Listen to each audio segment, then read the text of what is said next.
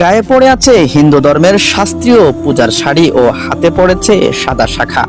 দেখলে হয়তো ভাববেন ইনি কোনো সনাতন ধর্মের নিউজ রিপোর্টার, কিন্তু না, তিনি একজন মুসলিম ঘরে জন্মগ্রহণকারী সময় টিভির মুসলিম রিপোর্টার, নাম উম্মে হানি। রমজান মাসে সময় টিভির সংবাদ পাঠিকাকে হিজাব পরাবে না, এমনকি মাথায় ঘোমটাও দেয়াবে না, এমনকি ঈদের শপিং এর রিপোর্টে ও রমজান মাসে মুসলমানদের সমাজে রাস্তায় অর্ধালঙ্গ হয়ে মুসলমানদের সামনে রিপোর্টিং এর কাজ করাবেন। অথচ সেই সময় টিভি হিন্দুদের হিন্দু রাষ্ট্র প্রতিষ্ঠার ইচ্ছে পূরণে মুসলমান ঘরের মেয়ে সাংবাদিকাকে হিন্দু ধর্মের শাস্ত্রীয় পোশাক, লাল সাদা শাড়ি ও হাতে দাসত্বের চিহ্ন সাদা শাখাপালা পরতে বাধ্য করবে। যে দেশে মুসলমানরা মুসলমানদের ধর্মীয় পোশাক পরতে বাধ্য না হয়ে মুশরিক হিন্দুদের পূজার পোশাক পরতে বাধ্য হয়, সে দেশের মুসলমানরা কি সংখ্যাগরিষ্ঠ নাকি সংখ্যালঘু, বিষয়টি প্রশ্নবিদ্ধ।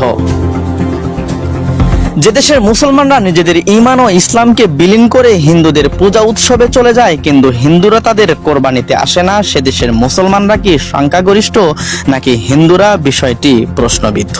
যে দেশের মুসলমানরা দুর্গা পূজার সময় ধর্ম যার যার উৎসব সবার স্লোগান দেয়, কিন্তু কোরবানির সময় একটা হিন্দু ও কোরবানির ধারে কাছে আসে না, সে দেশের মুসলমানরা সংখ্যাগরিষ্ঠ নাকি হিন্দুরা, বিষয়টি প্রশ্নবিদ্ধ। মোরা এক বৃত্তে দুটি কুসুম, হিন্দু মুসলমান, মুসলিম তার নয়নমণি, হিন্দু তার প্রাণ।